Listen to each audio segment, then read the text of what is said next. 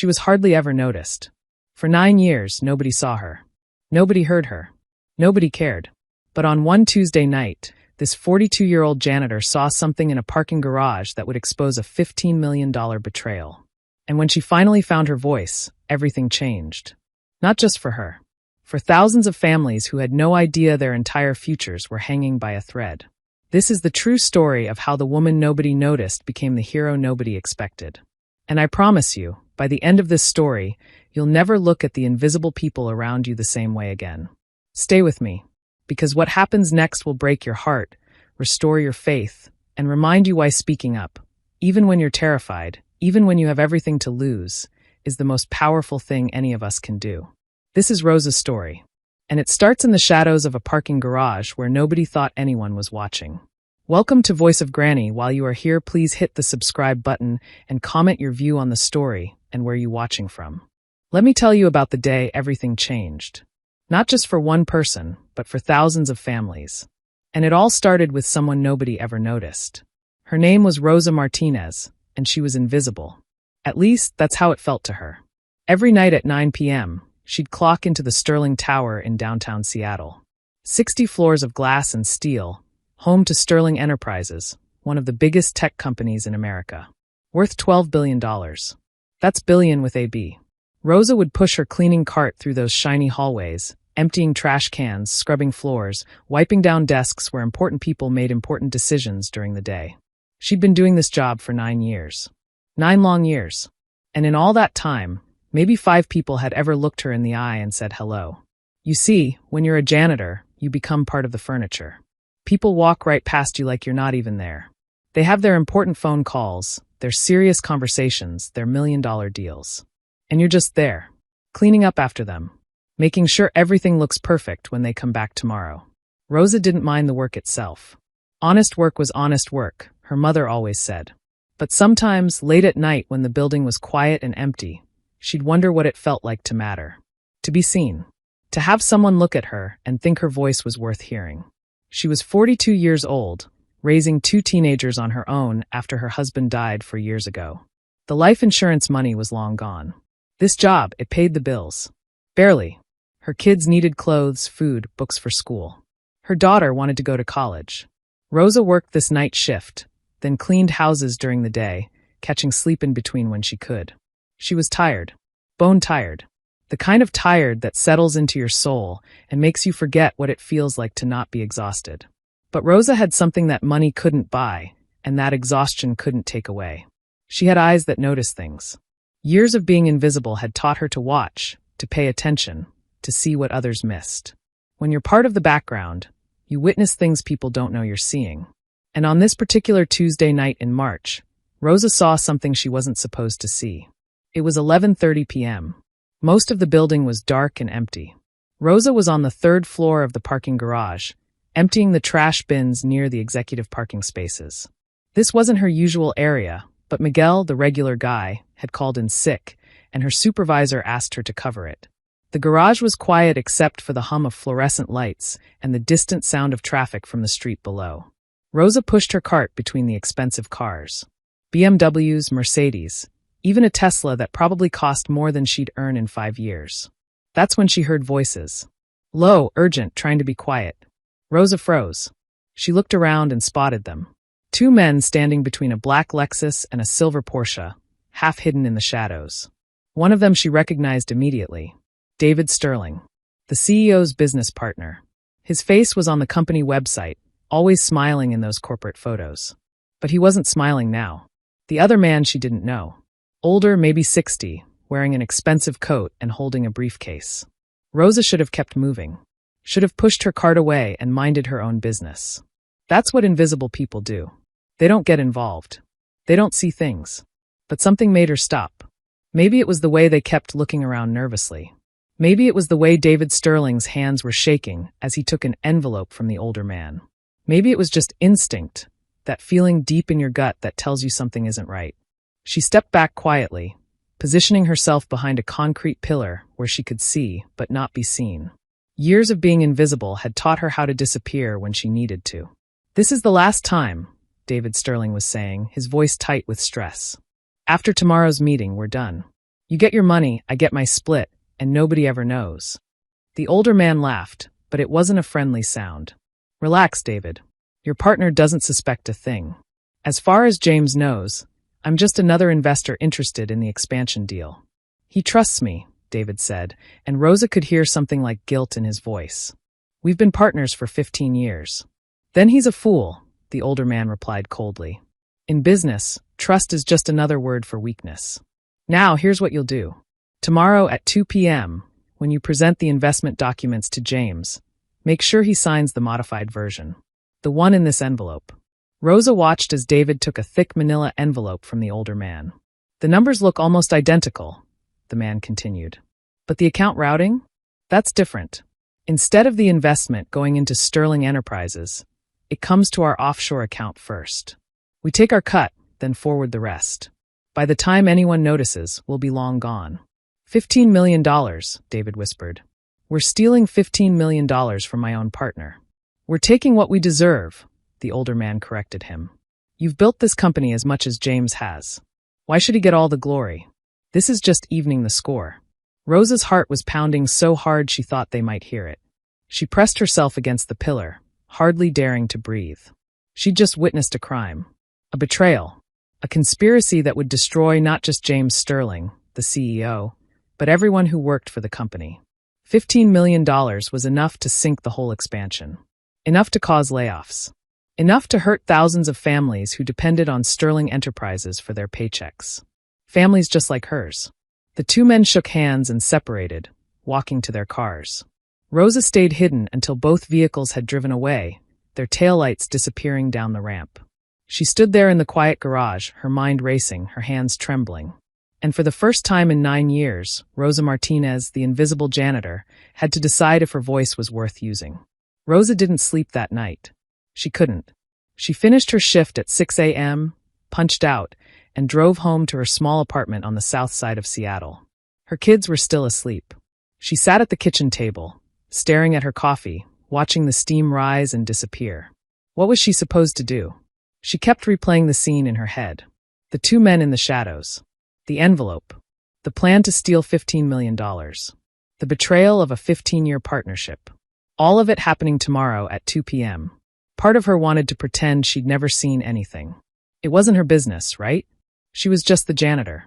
Who would even believe her? David Sterling was rich and powerful, wearing $1,000 suits and driving a Lexus. She wore a cleaning uniform and took the bus to work. If she spoke up and nobody believed her, she'd lose her job. She knew how this worked. The powerful protected their own. And people like her? They were replaceable. There were 100 other people who'd take her job tomorrow if she got fired. Her daughter, Sophia, wandered into the kitchen, already dressed for school. 16 years old, smart as a whip, dreaming of becoming a doctor. "Mama, you okay?" Sophia asked, pouring herself some cereal. "You look worried." Rosa forced a smile. "Just tired, Mija. Long night." "You work too hard," Sophia said, and there was something in her voice that broke Rosa's heart. Not pity, but understanding. Her daughter knew how hard life was. How much Rosa sacrificed. "It's okay," Rosa said softly. "Everything I do for you and your brother. So you can have better lives than I had." "I know, Mama." Sophia came over and kissed the top of her head. "That's why I'm going to make you proud. I'm going to get into a good college, become a doctor, and take care of you when you're old." After the kids left for school, Rosa tried to sleep. But every time she closed her eyes, she saw David Sterling's face. She heard his words. "He trusts me. We've been partners for 15 years. And she thought about James Sterling. She'd seen him around the building, the CEO. He was different from most executives. He actually said good morning to the security guards. He held doors open for people. Once, when Rosa's cart had accidentally bumped into him in the hallway, he'd apologized to her. Actually apologized, like she was a person who mattered. That man was about to be betrayed by someone he trusted. Someone he'd built a company with. And if this deal went bad, it wasn't just him who'd suffer. It was everyone. All those families depending on their Sterling Enterprises paychecks. Families like hers. Rosa got out of bed. She showered, got dressed, and made a decision. She was going to speak up. Her hands were shaking as she took the bus downtown. It was only noon, 4 hours before the meeting. She'd never done anything like this before. Never walked into a building through the front door during business hours. Never asked to see someone important. The Sterling Tower looked different during the day. The lobby was full of people in business suits, everyone walking fast, talking on phones, looking important. Rosa stood there in her simple dress and worn jacket, feeling completely out of place. She approached the security desk. The guard looked up, didn't recognize her even though she saw him every night, and said impatiently, "Can I help you?" "I need to see Mr. James Sterling," Rosa said, her voice barely above a whisper. "Do you have an appointment?" "No, but—" "Then you need to call his office and schedule one." The guard was already looking past her to the next person. "Please," Rosa said louder this time. "It's important. It's about the meeting today at 2 p.m. The investment deal." The guard's expression changed slightly. "How do you know about that meeting?" "I work here. Night shift. I clean the offices. And I saw something last night. Something Mr. Sterling needs to know." The guard studied her for a long moment. "Wait here." He picked up the phone, spoke quietly into it, then hung up. "Someone from executive security will be down in a few minutes." Rosa waited, her heart hammering. A part of her wanted to run, to leave before it was too late. But she stayed. 10 minutes later, a man in a dark suit appeared. "Ms. Martinez? I'm Brian Chin, head of executive security. Can you come with me, please?" She followed him into an elevator, up to the 60th floor. The executive floor. She'd cleaned these offices 1,000 times, but never during the day, never with people working at their desks, never feeling so exposed and vulnerable. Brian led her to a small conference room. "Wait here," he said, not unkindly. "Mr. Sterling will be with you shortly." Rosa sat down in one of the leather chairs. The room smelled like money and power. There was a view of the entire city through the window. From up here, Seattle looked beautiful, almost unreal. She waited for 20 minutes that felt like 20 hours. Then the door opened and James Sterling walked in. He was tall, maybe 50 years old, with gray starting to show in his dark hair. He wore an expensive suit, but had kind eyes. He looked at Rosa like she was actually there, actually real, actually worth his time. "Ms. Martinez," he said, sitting down across from her. "I understand you have something important to tell me about this afternoon's meeting." Rosa took a deep breath. And for the first time in 9 years of being invisible, she used her voice. "Mr. Sterling," she said, her words coming out stronger than she expected. "Your partner is planning to steal from you. Today, at 2 p.m. I heard everything last night in the parking garage." James Sterling's expression didn't change, but something flickered in his eyes. "Tell me exactly what you saw." So Rosa told him. Every detail. The 2 men in the shadows. The envelope. The offshore accounts. The plan to take $15 million. The betrayal of 15 years of trust. She told the truth. And everything was about to change.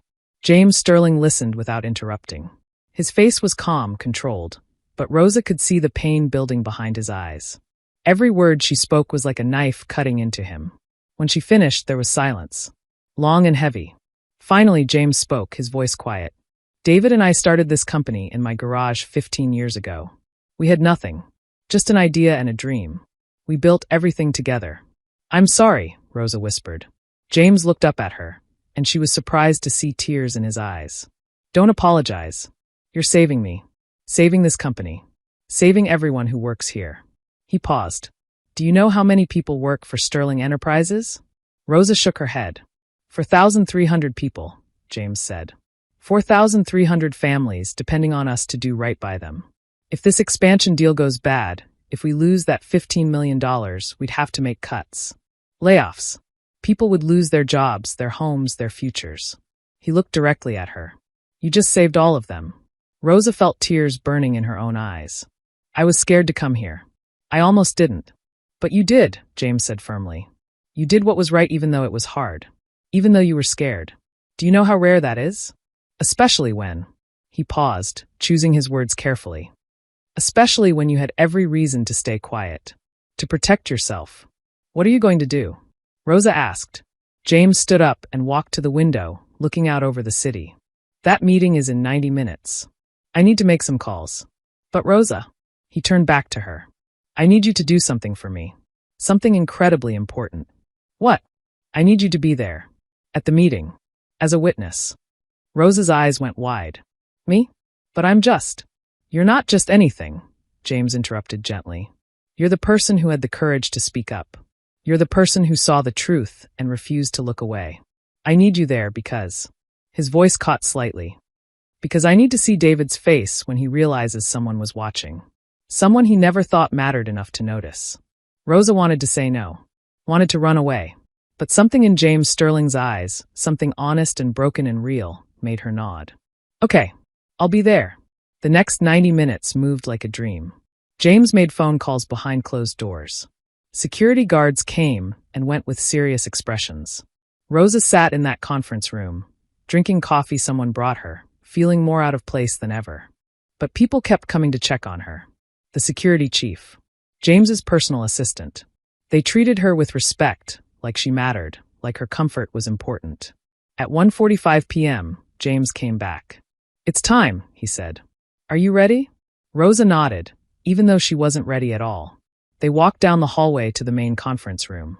Through the glass walls, Rosa could see it was enormous, with a long table and expensive chairs and screens on the walls. Everything screamed power and money. "You'll sit in the corner," James explained. "Just observe. You don't have to say anything unless I ask you to.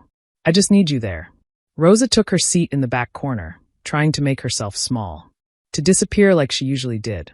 At exactly 2 p.m., David Sterling walked in, carrying a briefcase and a manila envelope.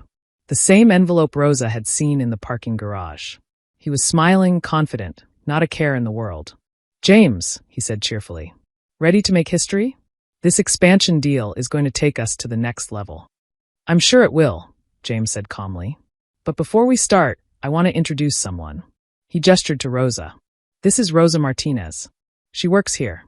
Night shift cleaning crew." David barely glanced at her. "Okay, nice to meet you." His tone was dismissive, already turning back to James. "Now, I've got the investment documents right here. Mr. Harrison will be joining us via video call. Everything's ready to go." "I'm sure it is," James said. "Tell me, David, are these the original documents? The ones our lawyers prepared? Or are they different?" For just a second, David's smile froze. "What? Of course they're the originals. Why would you ask that?" "Because," James said quietly, and his voice was full of pain, "Rosa here witnessed an interesting conversation last night. Around 11:30 p.m. In the parking garage. Between you and Mr. Harrison." The color drained from David's face. He looked at Rosa, really looked at her for the first time, and she saw the moment he remembered. The janitor with the cleaning cart. The invisible woman he'd never thought mattered. "I don't know what she thinks she heard," David started. "She heard everything," James interrupted. "The offshore accounts. The plan to steal $15 million. The betrayal of our 15-year partnership." His voice cracked on the last word. "How could you, David? We built this together. We were friends. Brothers." David's confident mask crumbled. He sank into a chair, the envelope falling from his hands. "You don't understand. I deserved more. You got all the credit, all the glory. I was tired of being in your shadow. So you decided to steal from me?" James's voice was rising now, anger breaking through the hurt. "From our company? From the 4,000 people who depend on us. I built this company too," David shouted back. "I worked just as hard as you did. But everyone only sees James Sterling, the brilliant CEO. Nobody remembers David Sterling, the partner who made it all possible. Then you should have talked to me." James slammed his hand on the table. "We could have worked it out. Restructured. Given you more recognition. But instead you chose to lie. To steal. To destroy everything we built." Rosa sat in her corner, watching this painful scene unfold. Two men who'd been friends, partners, brothers in business, now torn apart by greed and pride and betrayal. David looked at Rosa, his eyes full of anger. "This is your fault. You should have minded your own business." And that's when something changed in Rosa. The fear disappeared. She stood up, her voice clear and strong. "My business," she said. "My business is surviving. Feeding my kids. Keeping my job. And your plan would have destroyed all of that. Not just for me, but for thousands of families. So yes, it became my business." James looked at her with something like awe. David just looked defeated. The meeting ended with security escorting David out. There would be lawyers, investigations, possibly criminal charges. A 15-year friendship destroyed in one moment of greed. But 4,000 families were safe. And one invisible janitor had found her voice. In the days that followed, Rosa's life turned upside down in ways she never could have imagined. James Sterling called her into his office the morning after the confrontation. Rosa was exhausted, having worked her regular night shift, but she came anyway, still not quite believing any of this was real. "Sit down, please," James said, gesturing to the chair across from his desk. He looked tired too, like he hadn't slept in days. "Rosa, I want to thank you properly. What you did, you saved this company. You saved my company." "I just told the truth," Rosa said quietly. "You did more than that," James insisted. "You saw something wrong and you spoke up, even though you had every reason to stay silent. Even though it could have cost you everything." He paused. "Do you know what I learned from this?" Rosa shook her head. "I learned that I'd become blind," James said, his voice heavy with regret. "I walk through this building every day, and I thought I saw people. I thought I was a good boss, a decent human being. But the truth is, I didn't really see anyone. Not the way I should have." He stood and walked to the window, the same view of Seattle that Rosa had stared at days before. "You've worked here 9 years, he continued. 9 years. And until yesterday, I didn't know your name. I didn't know you had kids. I didn't know how hard you worked or what your dreams were. You were invisible to me, Rosa. And that's not okay." Rosa didn't know what to say. She'd been invisible her whole life. That was just how things were for people like her. "I want to change that," James said, turning back to her. "Not just for you, but for everyone. David's betrayal taught me something. It taught me that when people feel unseen and unvalued, bad things happen. Resentment builds. Trust breaks down. And the foundation crumbles." He sat back down and looked at Rosa directly. "I want to offer you a new position. Director of Employee Relations. You'd work with me to rebuild the culture here. To make sure everyone, from the executive floor to the cleaning crew, feels valued and heard." Rosa's mouth fell open. I don't have a college degree. I'm not qualified for something like that." "You're more qualified than anyone," James said firmly. "You understand what it's like to be overlooked. You know what it means to work hard and feel like nobody notices. You have empathy and courage. Those can't be taught." He paused. "The salary would be $80,000 a year to start. Full benefits. Your own office. And I'd personally make sure your daughter gets a full scholarship to any college she wants." Rosa's eyes filled with tears. $80,000. She currently made $23,000 working 2 jobs. This was more money than she'd ever dreamed of earning. "Why?" she whispered. "Why are you doing this for me?" "Because you did something for me," James said simply. "You showed me the truth. And because I want to build a company where people like you aren't invisible anymore. Where everyone matters. Where a janitor's voice is just as important as an executive's." Rosa cried then. Really cried. All the years of exhaustion, of struggle, of feeling worthless and unseen came pouring out. And James Sterling, Billionaire CEO, got up from behind his desk, handed her a tissue, and waited patiently while she pulled herself together. "Thank you," Rosa finally managed to say. "Thank you for seeing me." The changes at Sterling Enterprises started immediately. James launched what he called the Clear Eyes Initiative, named after Rosa's ability to see what others missed. Every single employee, from executives to security guards to cleaning staff, received a wage increase. But more than that, James implemented new policies. Open door sessions where anyone could speak directly to management. Anonymous feedback systems. Regular all-company meetings where everyone was invited to share concerns. The cleaning crew was moved to day shifts and given new uniforms, better equipment, and actual respect. James made it clear, in writing and in practice, that every single person in the building mattered. Rosa's daughter, Sophia, got her college scholarship. When James handed Rosa the letter confirming full tuition to any university, Rosa hugged him and whispered, "You're giving my daughter the future I always dreamed she could have." "She already had that future," James replied. "She has you as a mother. I'm just making it easier to get there." But the biggest change was in the culture itself. People started noticing each other. Executives learned the names of the people who cleaned their offices. Security guards were greeted with genuine warmth instead of distracted nods. The invisible people became visible. Not everyone was happy about it. Some of the old guard executives complained about the wasted resources on employee programs. A few quit, saying the company had gone soft. James let them go without regret. "If treating people with dignity is soft," he told Rosa, "then I'll be soft. I'd rather be soft and honorable than hard and corrupt." The story leaked to the press, of course. Local news picked it up first. Janitor saves company from multi-million-dollar fraud. Then national news. Then social media exploded with it. Rosa became briefly famous. People wanted interviews. She declined most of them, uncomfortable with the attention.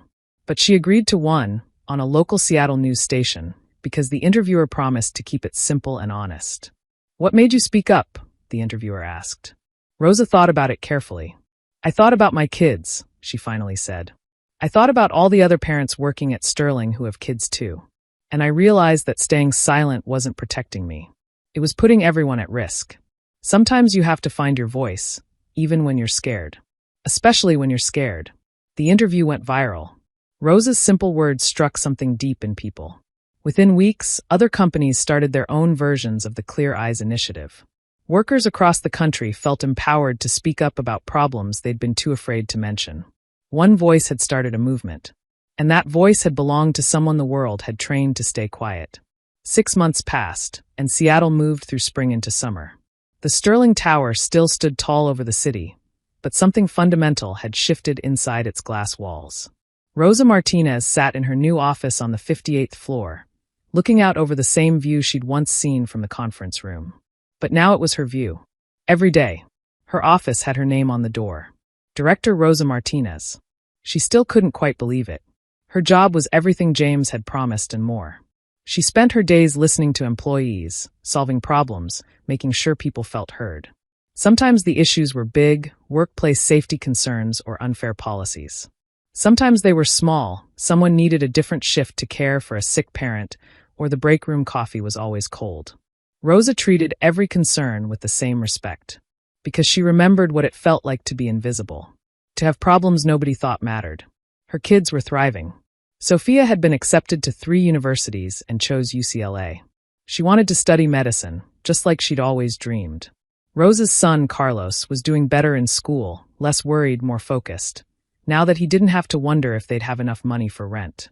Rosa still couldn't believe how much her life had changed. Sometimes she'd wake up in the middle of the night, panic-struck that it was all a dream, that she'd still be that exhausted woman pushing a cleaning cart through empty hallways. But it was real. All of it. One afternoon in July, James knocked on her office door. "Got a minute?" he asked. "Always," Rosa said, gesturing for him to sit. James settled into the chair across from her desk. It still felt strange sometimes, having the CEO sitting in her office. But James had made it clear. They were partners in this mission to change the company culture. "I wanted to show you something," James said, pulling out his phone. He showed her an email. "This came this morning, from the Parker Corporation." Rosa read it. Parker Corporation was one of Sterling's biggest competitors. The email was from their CEO. "Dear James, I wanted to reach out personally to tell you that your Clear Eyes initiative inspired us to look at our own company culture. We've implemented similar programs, and the results have been remarkable. Employee satisfaction is up, productivity is up, and most importantly, people feel valued. Thank you for showing the business world that profit and humanity aren't opposites. They're partners." Rosa looked up, surprised. "They're copying what we did." "Lots of companies are," James said, smiling. "That thing you said in the interview, about finding your voice even when you're scared, it resonated with people. Workers across the country are speaking up more. Companies are listening more. You started something, Rosa. Something important." Rosa shook her head, uncomfortable with the praise. "I just told the truth. That's all. That's everything," James replied. "Rosa, can I tell you something personal?" "Of course." James was quiet for a moment, gathering his thoughts. "When David betrayed me, it broke something inside me. We'd been friends since college. We built this company together. I trusted him completely." He paused. "But you know what hurt more than the betrayal itself? It was realizing why he did it." "He wanted recognition," Rosa said softly. "He wanted to be seen," James corrected. "And I didn't see him. Not really. I was so focused on the company, on growth, on success, that I forgot to see the people around me. My own partner felt invisible, so he turned to crime. What does that say about me as a leader?" "It says you're human," Rosa said. "And you learned from it." "I learned from you," James said. "You showed me what real courage looks like.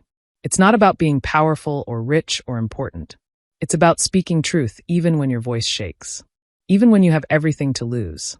He smiled. "I've been thinking about my legacy lately. When I'm gone, what will Sterling Enterprises stand for? And I realized I want it to stand for what you taught me. That every voice matters. That every person deserves to be seen. Rosa felt tears prickling her eyes. That's beautiful, James. I'm putting it in writing, he said. Our new company mission statement. At Sterling Enterprises, we believe that every voice matters, from the executive floor to the foundation. We build our future on respect, honesty, and the understanding that our greatest asset isn't our technology or our profits. It's our people. He looked at Rosa. Does that sound okay? Rosa laughed through her tears. You're asking me? You're the director of employee relations, James said with a grin. And more than that, you're the conscience of this company. So yes, I'm asking you. It's perfect, Rosa said. Later that evening, Rosa stood in the now empty lobby of Sterling Tower. It was 9 p.m., the time she used to clock in for her cleaning shift. She watched the night crew arriving, greeting them by name, asking about their families, making sure they felt seen. One woman, new to the job, looked at Rosa with awe. Is it true, she asked shyly, that you used to work night shift like us? And now you're a director? It's true, Rosa said gently. How did you do it? Rosa thought about the question. How did she do it? She didn't have a college degree. She didn't have connections or money or power. She just had one moment where she chose to speak instead of staying silent. I paid attention, Rosa said finally. And when I saw something wrong, I found my voice. That's all. Anyone can do that. The young woman nodded, something hopeful lighting up in her eyes. Rosa left the building and walked out into the warm summer evening. The Seattle sky was turning pink and gold with sunset. She thought about everything that had happened. The fear, the courage, the change. She thought about David Sterling, who'd felt invisible and turned to crime. She understood that feeling more than most. The difference was, she'd found a different path. Not revenge or greed, but honesty. Rosa pulled out her phone and called her daughter at college. Hi, Mama. Sophia answered, her voice bright and happy. Hi, Mija. Just wanted to hear your voice. How's school? They talked for 20 minutes about classes and new friends and dreams for the future. Dreams that were actually possible now. When Rosa hung up, she stood on the sidewalk outside Sterling Tower and looked up at the 60 floors rising into the sky. Lights were still on in some windows. People working late, building futures, supporting families. And Rosa knew something with absolute certainty. She mattered. Her voice mattered. Her truth mattered. She'd been invisible for 9 years, but invisibility isn't permanent. Sometimes all it takes is one moment of courage to step into the light. One moment to speak up. One moment to remember that you matter, even when the world tries to tell you that you don't. Rosa smiled and started walking home. She had a family waiting, a future that was bright, and a voice that would never be silent again. Because she'd learned the most important lesson anyone can learn. That the smallest voice can change everything. If only you're brave enough to use it.